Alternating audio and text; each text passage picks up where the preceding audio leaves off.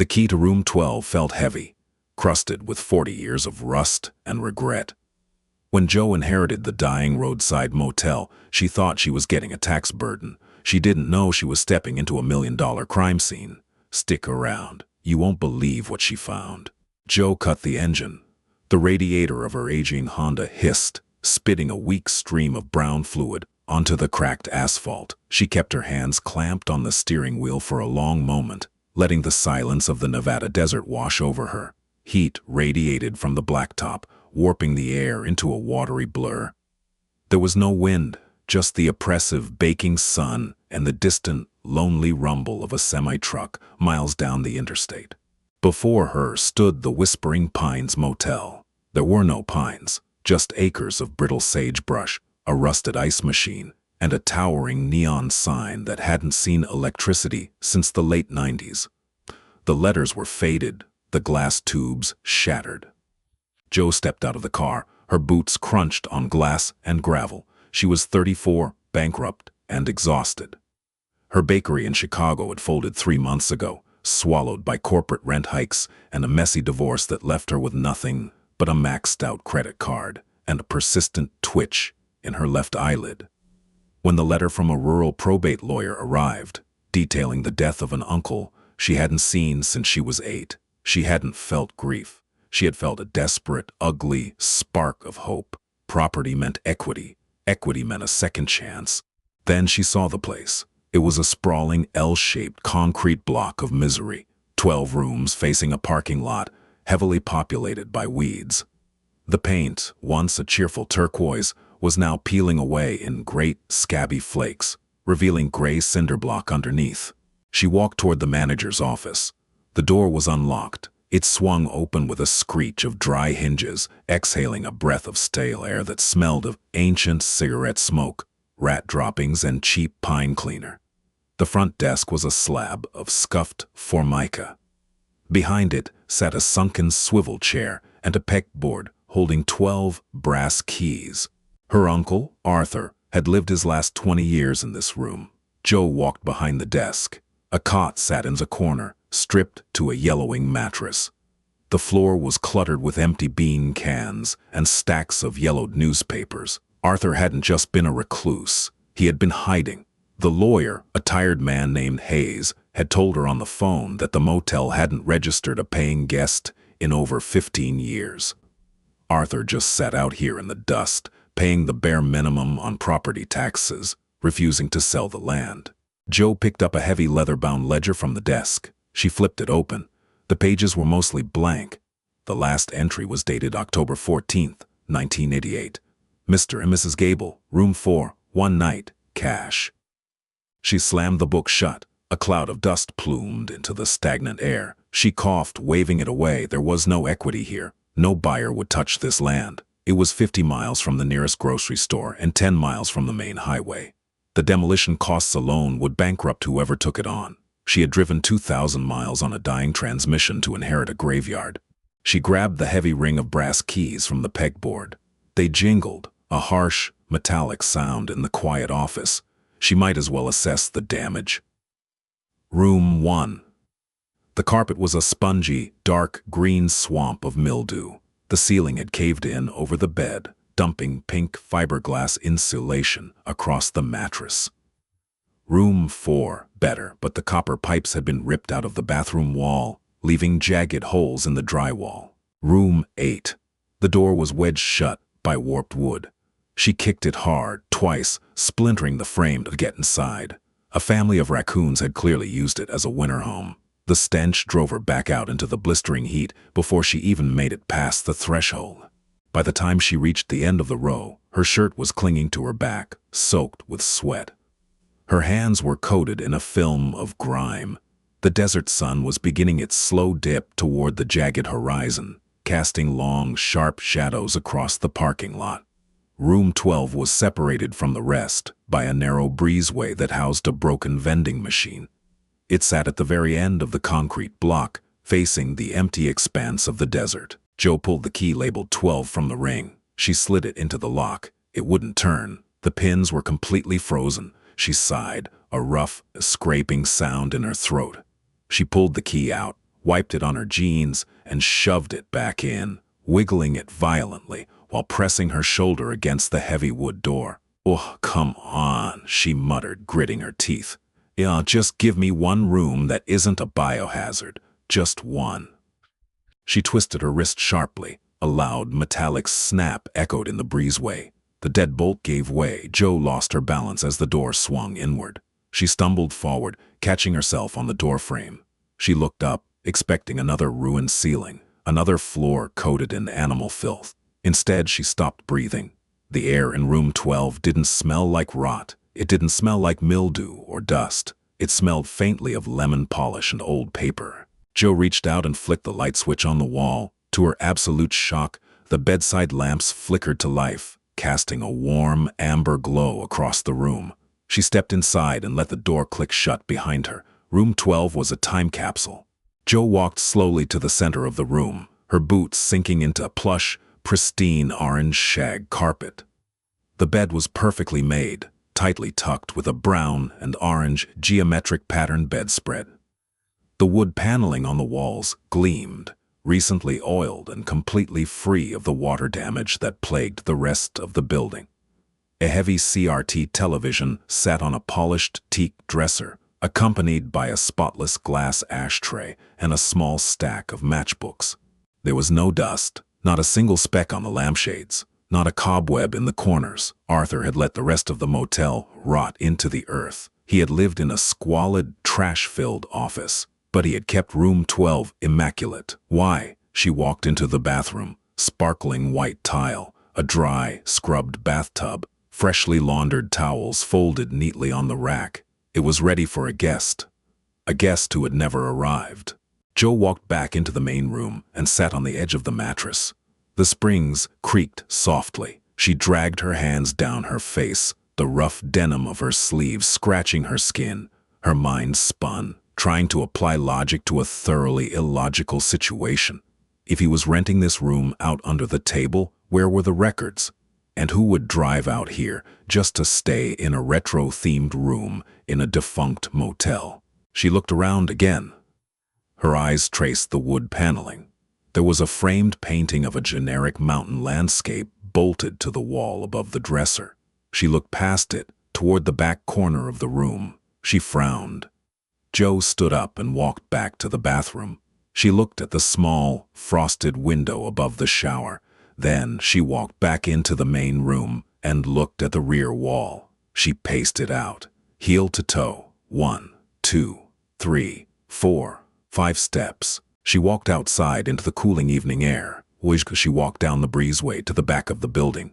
She placed her back against the exterior corner and paced it out, heel to toe. 1, 2, 3, 4, 5, 6, 7, 8 steps. She froze. She did it again. 8 steps outside, 5 steps inside. Factoring in the bathroom, there was at least a 4-foot discrepancy. There was a void, a blind space between the back of room 12 and the exterior brick wall.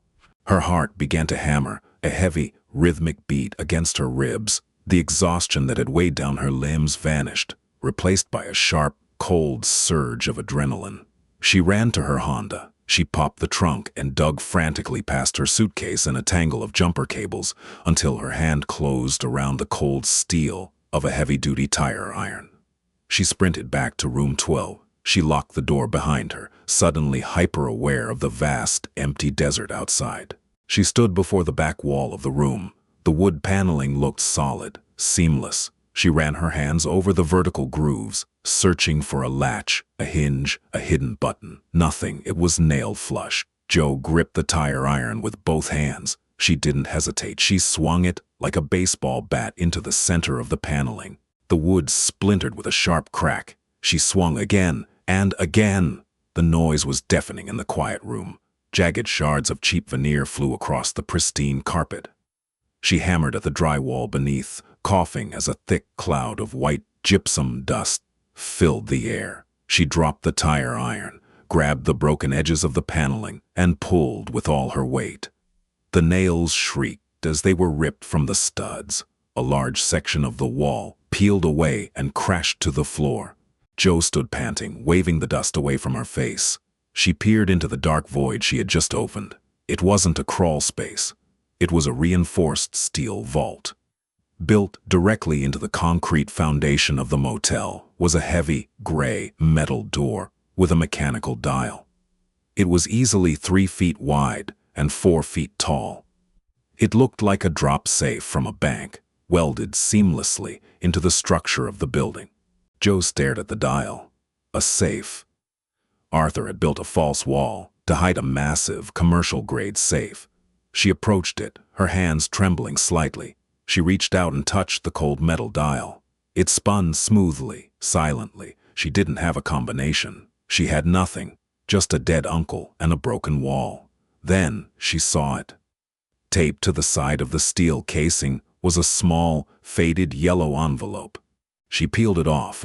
The adhesive was dry and brittle. Inside was a single index card. Written in Arthur's shaky, cramped handwriting were 3 numbers: 34, 12, 88. Joe swallowed hard. Her throat was bone dry. She gripped the dial. She turned it left past 0, stopping dead on 34. She reversed direction, right to 12, left to 88. She grabbed the heavy steel handle and pulled. There was a heavy metallic clunk as the locking bolts retracted. The massive door swung outward on perfectly greased hinges, completely silent. Joe dropped to her knees. The interior of the safe was entirely filled with heavy, olive-green military surplus ammunition crates. There were at least 20 of them, stacked meticulously to the steel ceiling. She reached into the dark space and grabbed the handle of the nearest crate. It was incredibly heavy. She braced her boots against the wall and hauled it out onto the orange carpet. It hit the floor with a dense, solid thud. She flipped the metal latches on the side of the crate. They popped open loudly. She pushed the heavy wooden lid back. Inside, wrapped tightly in thick, translucent wax paper, were stacks of paper. Joe peeled back the layers of wax. It wasn't cash. It was a stack of bearer bonds. She lifted the top bundle. It was banded with old paper. Denomination, $50,000, issued in 1973. She dug deeper into the crate. Underneath the bonds were heavy canvas sacks. She untied the thick cord on one of them and tipped it over the carpet. A cascade of heavy, tarnished metals spilled out, clinking sharply against one another. Silver, dozens of 1-ounce silver rounds, stamped with an eagle. But that wasn't what caught her eye. Mixed in with the silver were small, heavy leather pouches. She opened one and dumped it into her palm. Uncut diamonds. They looked like pieces of cloudy glass, rough and unremarkable, but she knew exactly what they were. Joe sat back on her heels, surrounded by splinters, drywall dust, and a fortune that didn't exist on any government record. Arthur hadn't been a recluse. He had been a vault keeper, and now the vault belonged to her. The uncut diamonds felt coarse against Joe's palm, completely devoid of the brilliant sparkle society promised they should have. They looked like gravel, but they carried the heavy, unmistakable density of concentrated wealth. She poured them back into the leather pouch and pulled the drawstrings tight. Her hands were shaking. The adrenaline that had fueled her assault on the wall was receding, leaving behind a cold, hollow dread. She was a baker. She knew flour ratios, payroll taxes, and the sting of a bankruptcy court. She knew absolutely nothing about military surplus crates filled with bearer bonds and untraceable gems. But she wasn't stupid. People didn't hide millions of dollars in a concrete bunker in the Nevada desert if they acquired it legally. And people didn't leave this kind of money unguarded. Arthur hadn't been a hermit. He had been a sentinel. Joe stood up, the orange shag carpet compressing beneath her boots. She looked at the breached vault. It was a gaping black mouth in the pristine wood paneling. Whoever owned this fortune would be coming for it. Maybe not today, maybe not tomorrow. But eventually, the people who dealt in millions of dollars in bearer bonds would check their deposit box. When they did, they wouldn't leave witnesses. She needed to leave, immediately. Joe ran to her cheap hardshell suitcase lying by the front door. She unzipped it, dumping her meticulously folded clothes. her toiletries, and a framed photo of her dog. Directly onto the floor, she dragged the empty suitcase back to the vault. She worked frantically. She grabbed the leather pouches of diamonds first, tossing them into the bottom of the case. They hit the plastic shell with heavy thuds.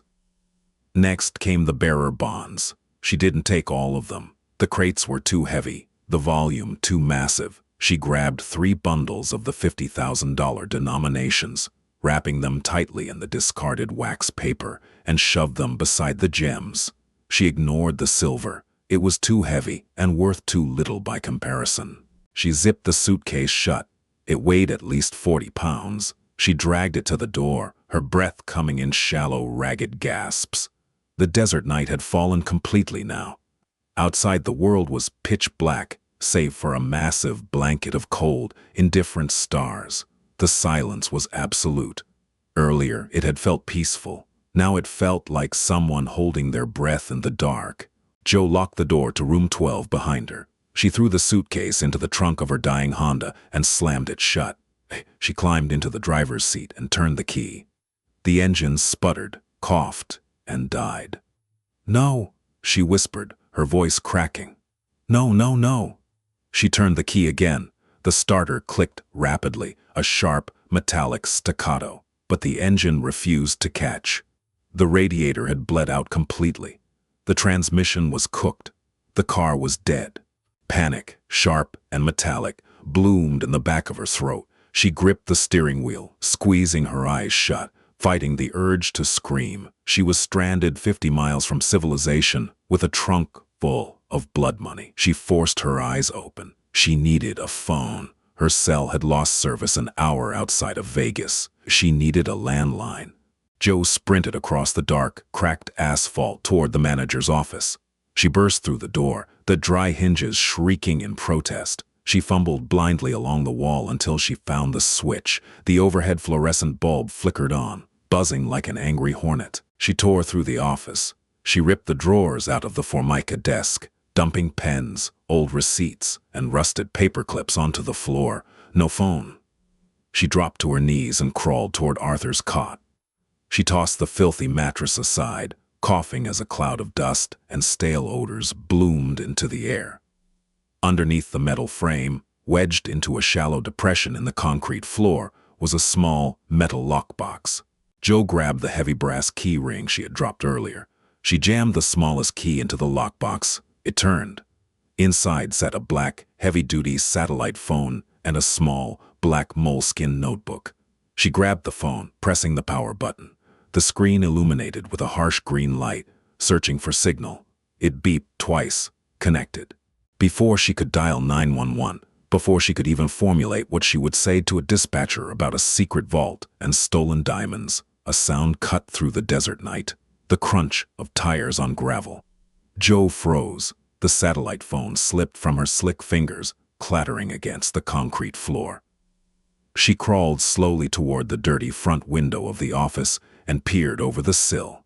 Headlights cut through the darkness, washing over the decaying neon sign of the Whispering Pines. A sleek, black SUV pulled into the lot, its heavy suspension absorbing the potholes with smooth efficiency.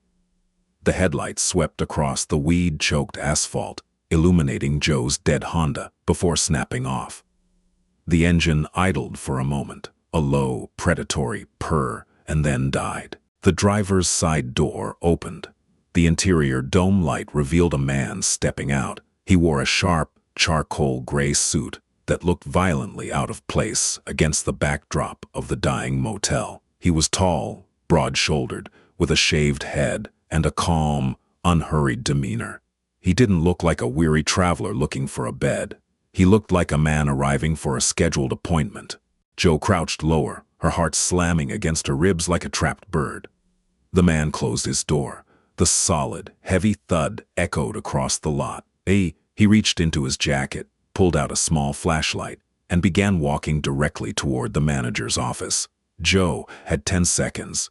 She shoved the moleskin notebook into her back pocket and kicked the satellite phone under the overturned mattress.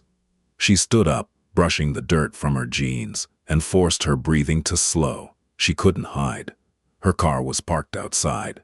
He knew someone was here. She walked around the desk and stood near the doorway, folding her arms across her chest to hide the violent trembling in her hands. The man stepped onto the concrete porch. The beam of his flashlight cut through the dusty glass of the door, landing directly on Joe's face. She flinched, holding a hand up to block the blinding light. "Who are you?" the man asked. His voice was smooth, deep, and completely devoid of inflection. "I could ask you the same question," Joe said. Her voice wavered slightly, betraying her. The flashlight clicked off. The man pushed the door open and stepped into the office. In the harsh fluorescent light, his features were sharp, his eyes a pale, washed-out blue. He didn't look angry. He looked mildly inconvenienced. "My name is Caleb," he said. He glanced around the squalid office, his upper lip curling slightly at the smell. "I'm looking for Arthur. It's the 14th. We have a scheduled check-in." "Arthur is dead," Joe said flatly. "He died 3 weeks ago. I'm his niece. I inherited this place." Caleb stopped examining the room and looked at her, his eyes locked onto hers, cold and calculating. He absorbed the information without a flinch. "Oh, condolences," he said smoothly. He reached into his pocket and pulled out a leather glove, casually pulling it over his right hand. "Then I suppose you have the keys." "The keys to what?" Joe asked, stepping back until her spine hit the filing cabinet. "The rooms are condemned. There's nothing out there but raccoons and black mold." "Don't do that," Caleb said softly. He stepped forward. He didn't produce a weapon, but the shift in his posture was universally terrifying. "Don't play the idiot. It wastes my time and it endangers your life. You have the keys on the desk, grab them. We're taking a walk." Joe's eyes darted to the brass ring sitting on the Formica counter. She hesitated. "Now," Caleb said. She picked up the keys. Caleb gestured toward the door. Joe walked out into the freezing desert night, Caleb a silent, heavy shadow, 2 paces behind her. "Room 12, Caleb instructed. They walked the length of the motel. The silence was agonizing. Joe's mind raced, calculating her options. None of them were good. When Caleb saw the shattered wall and the open vault, he would know she had been inside. He would know she had seen the inventory. You don't let a civilian walk away with knowledge of a multi-million-dollar illicit reserve. They reached the breezeway. The door to room 12 was closed, just as Joe had left it. "Open it," Caleb said. Joe fumbled with the key. Her hands were sweating profusely. She slid the brass key into the lock and turned it. The deadbolt snapped back. She pushed the door open. The amber light from the bedside lamps spilled out onto the concrete. Caleb stepped past her, pushing her roughly by the shoulder into the room. He stopped dead. Caleb stared at the splinters of wood paneling scattered across the pristine orange carpet. He looked up at the gaping hole in the drywall. He looked at the massive steel door of the vault, hanging wide open. He let out a long, slow breath. He didn't yell. He didn't run. He calmly reached inside his tailored jacket and drew a suppressed pistol, matte black and terrifyingly sleek. "Where is it?" he asked, not looking at her. He kept his eyes locked on the vault, stepping slowly toward it. "I don't know what you're talking about," Joe lied, backing toward the open doorway. "I just broke the wall open 10 minutes ago. It was empty." "It wasn't empty," Caleb said, his voice dropping to a dangerous whisper. He stepped up to the threshold of the vault. He leaned his head inside, shining his flashlight into the dark steel box to inspect the military crates. Joe saw the heavy steel door. She saw the massive, greased hinges. She didn't think. She just moved. Joe lunged forward, throwing her entire body weight against the exterior of the vault door. The thick steel swung with terrifying silence, gliding on its perfectly balanced hinges. Caleb spun around at the sudden movement, raising the pistol, but he was a fraction of a second too late. The 3-foot-thick steel door slammed shut with a concussive boom that rattled the floorboards.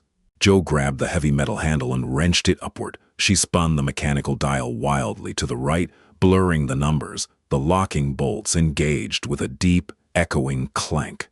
She stumbled backward, falling onto her hands and knees in the orange shag carpet. She stared at the solid wood paneling surrounding the impenetrable steel door. No muffled shouting came from inside, no banging. The vault was a hermetically sealed box of concrete and steel.